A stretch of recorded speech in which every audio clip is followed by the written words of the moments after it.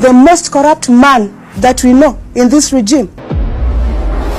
Enter the criminals that are forwarded by ODM. Faggots, gay men, drug barons, sex pests. Why is Joho in this government?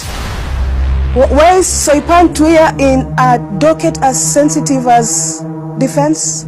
Is it because number one has made her pregnant? New details have emerged on what could have led to the disappearance of social media commentator Maverick Aoko.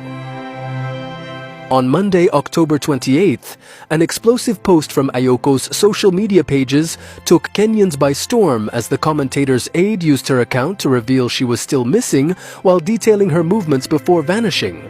The vocal commentator, known for her explosive posts on X, formerly Twitter, was in August 2024 charged at the Milimani court for allegedly disseminating false information through her social media account. She was granted bail of 100,000 Kenya shillings. According to her aide, since her legal troubles began, Aoko decided to lay low in the countryside, only making appearances in Nairobi to attend to her court duties. The aide further details that the first signs of trouble occurred 2 weeks ago when Aoko returned home to find her door hinges had been tampered with, while her caretaker also reported strange men hovering around her neighborhood. She called me panicked. I asked her to take pictures and leave. She decided not to say it to prevent drawing attention that she was around. The post from Aoko's aide on her social media account read, Days later, she was interviewed by AFP about her arrest ordeal and continued threats. After her tweet on Mr. Farouk, she went incognito, which we, family and friends, thought normal. Perhaps she just wanted to confuse enemies. Aoko is known for exposing sensitive and controversial information about popular people in the government and other powerful persons, leaving Kenyans wondering how she is able to know such information. The latest is about Farouk Kibet, directly linked to the president. Aoko has in the past attacked former Prime Minister too. Raila Odinga is not a reformist.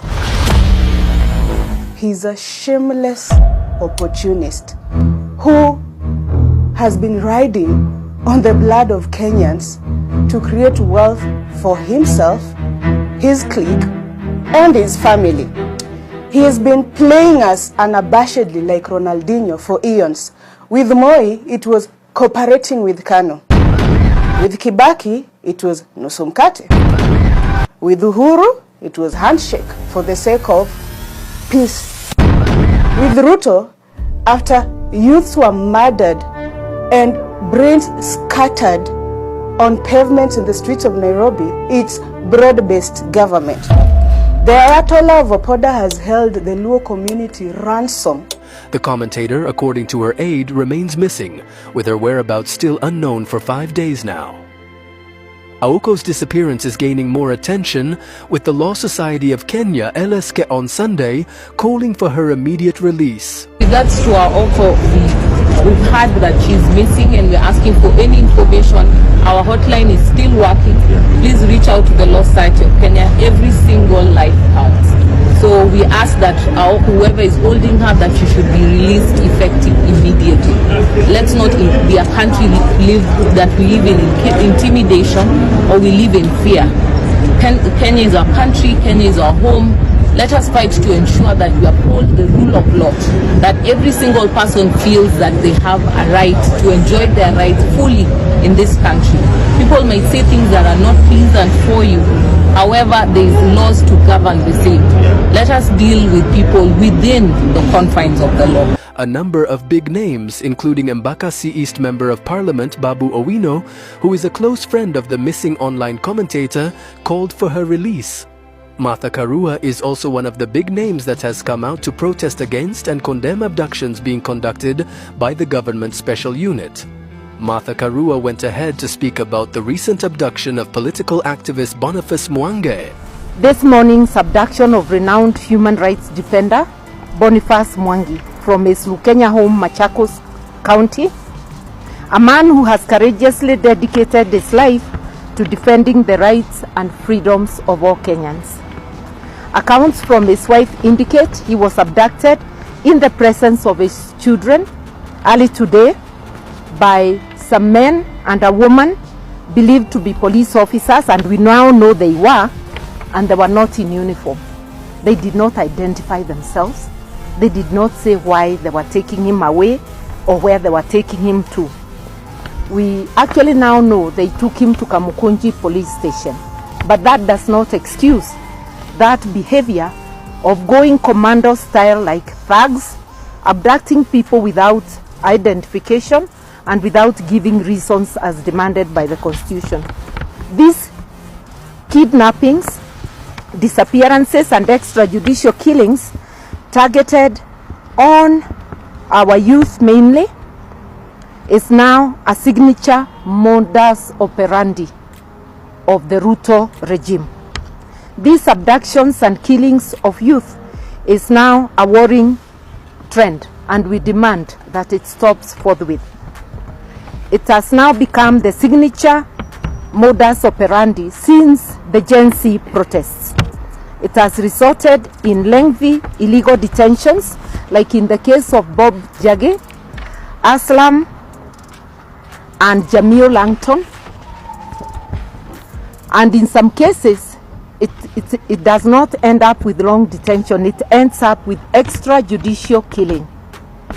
You remember the young university student, Denzel Omondi, who was kidnapped during the Gen Z protests and surfaced in a quarry dead. You will recall that only 2 days ago, the burial of John Jogona Kuria of Kapenguria, who was abducted, and within a week, his body surfaces. So this is the signature way in which Ruto is operating. We have credible sources who have indicated that there is a special abduction stroke killer squad, which is comprised of both police and army officers. And this squad, we are told reliably, is based somewhere in Karen, near the DP's residence, and another wing of it is based in Orepolos, in Kajiado.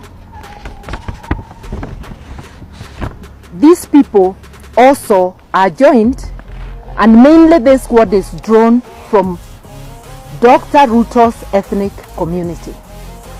We are not saying it's all members of the community, but this squad is made up of people he has picked from his community. They are also joined, we are reliably told, by foreigners, fellow East Africans from Burundi, from DRC, and from Uganda, and God knows where else. A regime that finds it necessary to create a squad outside of official channels to abduct, murder, and terrorize citizens is a regime that has lost legitimacy and that should be forced out of power.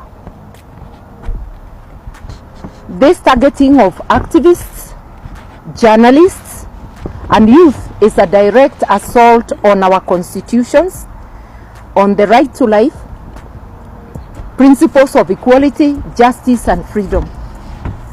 Kenya must not be a place where families live in fear that their loved ones may be taken in the night or any time of the day, never to return.